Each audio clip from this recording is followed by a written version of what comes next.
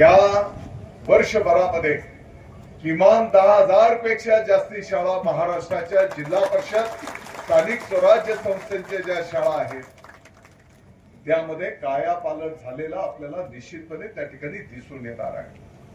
आणि म्हणून आजच्या या कार्यक्रमाच्या निमित्ताने आदरणीय गरदरे साहेबांचं मी आभार व्यक्त करतो की त्यांनी एकीकडे इंचावरनं आमच्या शेतीची भांडण होत असताना त्यांनी स्वतःची शेत जमीन या शाळेच्यासाठी दान केली। सर्व ग्रामस्थांनी एकत्रितपणे येत स्वतःच्या काबाड कष्टातनं माझ्या माहितीप्रमाणे 15.80 म्हणजे जवळपास 10 लाख रुपयाचा निधी ग्रामस्थांनी कॉन्ट्रीब्युशन करून एकत्रित केला, श्रमदान केलं। त्याच्यासोबतच CSR फंड्स मधून जवळपास 25 ते 30 लाख रुपयाचा निधी वेगवेगळ्या संस्थांनी या ठिकाणी दिलेला आहे। या सर्वांचं मी निश्चितपणे आभार व्यक्त करतो। मला वाटतं की वेळ भरपूर झालेला आहे, परंतु मला या कार्यक्रमाच्या निमित्ताने आपल्या सर्वांना सांगायचं आहे की कार्यक्रम सुरू करतानाच आपण गुढीपाडव्याची गुढी उभारलेली आहे आणि त्या गुढीमध्ये अगदी पाटी पेंट पासून पुस्तकांच्या पासून तर कॉम्प्युटर पर्यंत AI पर्यंतचा प्रवास त्या ठिकाणी दाखवलेला आहे। याच्यामध्येच खेळ असेल, कला असेल, याही क्षेत्राला त्या ठिकाणी प्राधान्य दिलं जात आहे। आणि म्हणून प्रत्येक शाळेमध्ये ही आपल्याला पटसंख्या वाढवण्याची गुढी आपल्याला त्या ठिकाणी उभारायची आहे। आज जरी हा 22 पटसंख्या असलेली ही शाळा असेल, मला विश्वास आहे की चालू वर्षालाच याचा पट 50च्या पुढे त्या ठिकाणी जाईल आणि पुढच्या वर्षाला इकडचे जिल्हा परिषद सदस्य महोदय आहेत का, सरपंच साहेब आहेत ना, तुमच्याकडे वशिला लावायला लोक येतील की आम्हाला इथे ऍडमिशन द्यावं। इतका क्रांतिकारी बदल या ठिकाणी झालेला आपल्याला दिसून येणार आहे। इथे येण्याच्या पूर्वी आमदार साहेब पुणे शहरामध्ये विद्यार्थिनींच्या साठी स्पेशल सेल्फ डिफेन्स या कार्यक्रमाला उपस्थिती देऊन इकडे आलेलो आहोत। साधारणपणे 12,000 पेक्षा जास्ती विद्यार्थिनी आत्मसंरक्षण सेल्फ डिफेन्स कार्यक्रम त्या ठिकाणी संपन्न झाला, अजूनही चालू आहे। प्रत्येक विद्यार्थिनीला स्वतःचं संरक्षण करता आलं पाहिजे या भावनेतून शिपूजी भारद्वाजच्या नेतृत्वाखाली त्या ठिकाणी महाराष्ट्राच्या प्रत्येक शाळेमध्ये सेल्फ डिफेन्सचा कार्यक्रम त्या ठिकाणी संपन्न होणार आहे आणि म्हणून तोही कार्यक्रम त्या ठिकाणी सुरू आहे। आता कार्यक्रम सुरू करण्याच्या पूर्वी आपण छत्रपती शिवाजी महाराज, भारतरत्न महामानव डॉक्टर बाबासाहेब आंबेडकर, महात्मा ज्योतिबा फुले साहेब, क्रांतीज्योती सावित्रीबाई फुले साहेब आणि राजमाता अहिल्यादेवी होळकर साहेबांचं पूजन आपण त्या ठिकाणी केलेलं आहे। खऱ्या अर्थाने हे सर्व आणि इतरही अनेक आपले दैवत आहेत, आपले मानबिंदू आहेत आणि म्हणून येणाऱ्या काळामध्ये आपल्याला या सर्व मानबिंदूंचा इतिहास सुद्धा प्रत्यक्ष पुस्तकातनं त्या ठिकाणी शिकायला, अभ्यासायला त्या ठिकाणी मिळणार आहे। आम्ही आता पाहिलं की खूप कमी जीवनपट या महान थोर पुरुषांचा, आपल्या मानबिंदूंचा त्या ठिकाणी आहे आणि म्हणून येणाऱ्या काळामध्ये तसं म्हटलं तर पुणे जर म्हटलं तर मला वाटतं की महात्मा ज्योतिबा फुले साहेब, क्रांतीज्योती सावित्रीबाई फुले साहेब यांचं तर ही कर्मभूमी आहे आणि कदाचित क्रांतीज्योती सावित्रीबाई फुले साहेब जर राहिल्या नसत्या तर कदाचित मंचावर पण आणि समोर पण महिला भगिनींना बसायला जागा राहिली नसती। केवळ क्रांतीज्योती सावित्रीबाई फुले साहेब जन्माला आल्या, त्यांनी जे कार्य उभं केलं त्यांच्यामुळे आज महिला भगिनींना सन्मान त्या ठिकाणी मिळताना आपण पाहतो आहोत।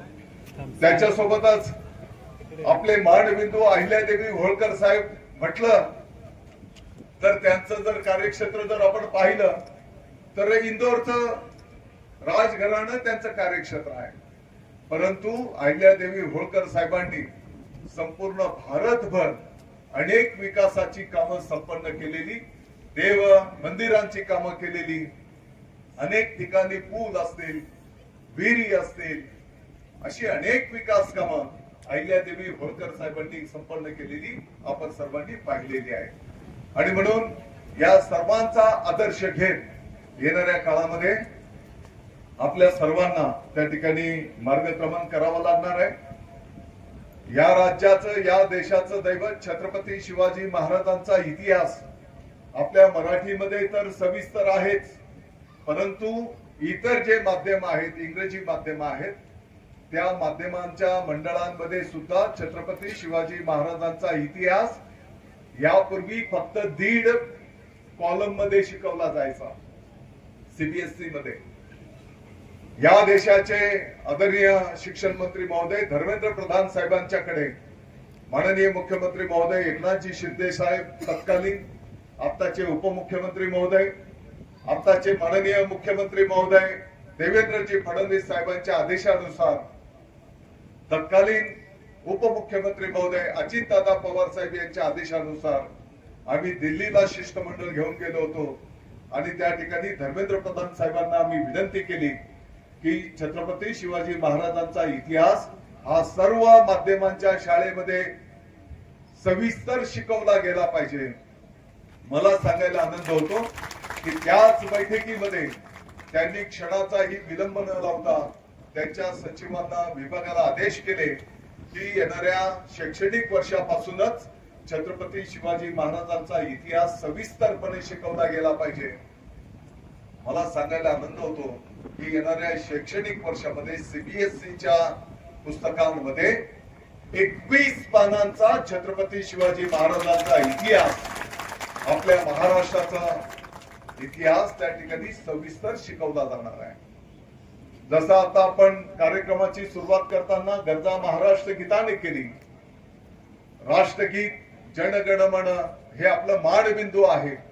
राष्ट्रगीताच्या नंतर राज्यगीत गाणं हे बंधनकारक, हे सर्व माध्यमांच्या शाळेसाठी जो नियम केलेला आहे त्याची प्रभावी अंमलबजावणी आपल्याला येणाऱ्या काळामध्ये त्या ठिकाणी करायची आहे. आणि मराठी हे तर आपलं मानबिंदू आहे आणि म्हणून सर्व माध्यमांच्या शाळेमध्ये मराठी भाषा शिकवणं बंधनकारक, त्याची प्रभावी अंमलबजावणी होताना आपल्याला निश्चितपणे त्या ठिकाणी दिसून येणार आहे. शिक्षण विभागाने कामकाज करीत असताना राष्ट्र प्रथम, आपला देश सर्वोच्च स्थानी आहे, ही थीम घेऊन शिक्षण गुणवत्तापूर्ण, आनंददायी, शिक्षण भाकरीचे, शिक्षण राष्ट्रीयत्वाचे ही थीम घेत पुढे मार्गक्रमण करण्याचा निर्णय केलेला आहे. गरीबातल्या गरीब माणसाच्या, अगदी झोपडीतल्याही माणसाच्या पाल्याला त्या ठिकाणी एक क्वालिटी एज्युकेशन मिळायला पाहिजे, या दृष्टिकोनातून विभागाने त्याचं नियोजन केलेलं आपल्याला दिसून येईल. शिक्षण भाकरीचं याचा अर्थ की तो विद्यार्थी त्याच्या भावी जीवनामध्ये स्वतःच्या पायावर खंबीरपणे उभा राहू शकला पाहिजे, त्याच्या कुटुंबाच्या उदरनिर्वाहाचं साधन तो निर्माण करू शकला पाहिजे, त्याच्या कुटुंबाची चूल पेटली पाहिजे. हीच छत्रपती शिवाजी महाराजांची जी शिकवण आहे त्याची अंमलबजावणी प्रत्यक्ष कृतीतनं झाली पाहिजे, असाही मानस आपल्या विभागाचा त्या ठिकाणी आहे. आणि जो काही नागरिक आपल्याला घडवायचा आहे तो प्रखर राष्ट्रभक्त घडला पाहिजे, ही जी संकल्पना आदरणीय आपल्या देशाचे पंतप्रधान नरेंद्र मोदी साहेबांची आहे, ती पुढे नेण्याचं काम माननीय देवेंद्रजी फडणवीस साहेब, माननीय मुख्यमंत्री महोदय, माननीय उपमुख्यमंत्री महोदय एकनाथजी शिंदे साहेब, माननीय उपमुख्यमंत्री महोदय सुनेत्राताई पवार साहेबांच्या नेतृत्वाखाली शिक्षण विभाग पुढे नेताना आपल्याला त्या ठिकाणी दिसून येणार आहे.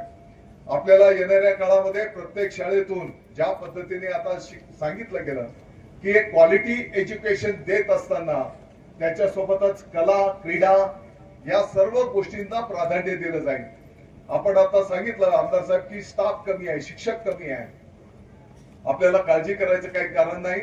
येणाऱ्या 2 महिन्यामध्ये संपूर्ण राज्यामध्ये शिक्षक भरती संपन्न होणार आहे। त्या शिक्षक भरतीमधून आपल्याला आवश्यक असलेले तेवढे शिक्षक तुम्ही त्याची मागणी नोंदवा, तेवढे शिक्षक पवित्र पोर्टलद्वारा त्या ठिकाणी आपल्याला उपलब्ध होतील। आपल्याला काळजी करण्याचं काही कारण नाही, हे पण मला अतिशय नम्रतेने सांगायचं आहे।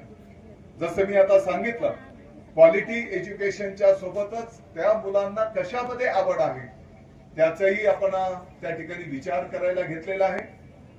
आणि साधारणपणे 8वीच्या पुढच्या वर्गाच्या विद्यार्थ्यांना त्याला आवड असलेल्या क्षेत्रामध्ये पाठबळ कसं देता येईल त्या दृष्टिकोनातून विभागाने नियोजन केलेलं आहे। मला वाटतं की आताच मला एक माझा मित्र सहकारी सांगत होता, शेलार मेमनवाडीलाही आमचे जिल्हा परिषदचे सदस्य महोदय सांगत होते की पूर्वी तिथे पटसंख्या होती फक्त 9।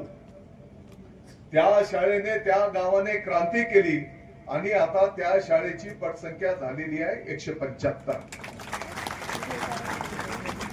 कदाचित इथे बसलेल्यांच्या पैकी 90% आपण सर्वजण जिल्हा परिषद नगरपालिकेच्या शाळेतनं शिकून पुढे आलेलो आहोत।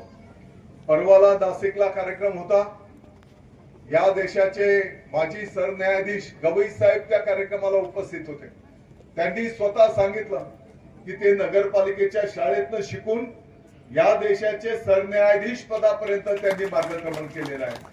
आणि अनेक पंतप्रधान महोदय असतील, राष्ट्रपती महोदय असतील, अनेक जगाच्या पाठीवर नेतृत्व करणारे आपले या जिल्हा परिषद नगरपालिकेच्या शाळेतनं शिकून पुढे गेलेले आहेत। आणि म्हणून पालकांच्या मनामध्ये जी एक इंग्रजी शाळेच्या विषयी त्यात एक सकारात्मकता असते की आपली मुलं चांगली शिकली पाहिजे, चांगली बोलली पाहिजे।